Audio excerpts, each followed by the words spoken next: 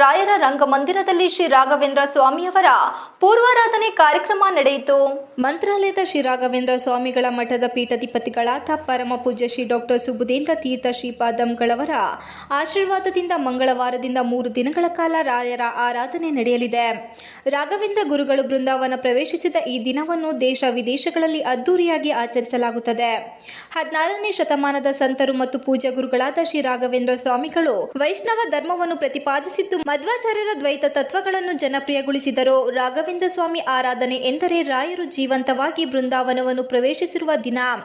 ದೇಶ ವಿದೇಶಗಳಲ್ಲಿ ಆಚರಿಸಲ್ಪಡುವ ಗುರುಗಳ ಆರಾಧನೆಯು ಹೆಚ್ಚಿನ ಮಠಗಳು ಮತ್ತು ಸಂಸ್ಥೆಗಳಲ್ಲಿ ಪೂರ್ವಾರಾಧನೆಯಿಂದ ಪ್ರಾರಂಭವಾಗುತ್ತದೆ. ಇದನ್ನು ವಾರ್ಷಿಕವಾಗಿ ಶ್ರಾವಣ ಕೃಷ್ಣ ಪಕ್ಷ ದ್ವಿತೀಯ ಅಥವಾ ಕರ್ನಾಟಕದಲ್ಲಿ ಅನುಸರಿಸುವ ಸಾಂಪ್ರದಾಯಿಕ ಹಿಂದೂ ಚಂದ್ರನ ಕ್ಯಾಲೆಂಡರ್ ಪ್ರಕಾರ ಶ್ರಾವಣ ಮಾಸದಲ್ಲಿ ಚಂದ್ರನ ಕ್ಷೀಣಿಸುತ್ತಿರುವ 2ನೇ ದಿನದಂದು ಆಚರಿಸಲಾಗುತ್ತದೆ ಎಂದು ಚನ್ನರಾಯಪಟ್ಟಣ ರಾಯರ ರಂಗಮಂದಿರ ಮುಖ್ಯಸ್ಥರಾದ ಎಂ.ಕೆ. ಪ್ರಕಾಶ್ ತಿಳಿಸಿದರು.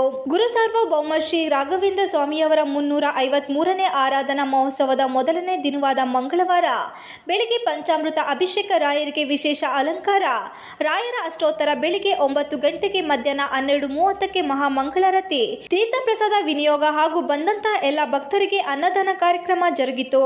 TV 46 Malenadu news, Channarayapatna.